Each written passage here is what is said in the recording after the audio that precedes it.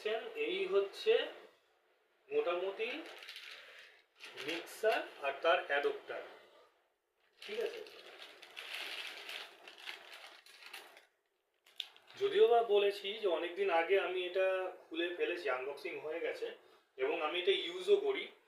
তো এটার নতুন করে আনবক্সিং এর কোনো কিছু নেই।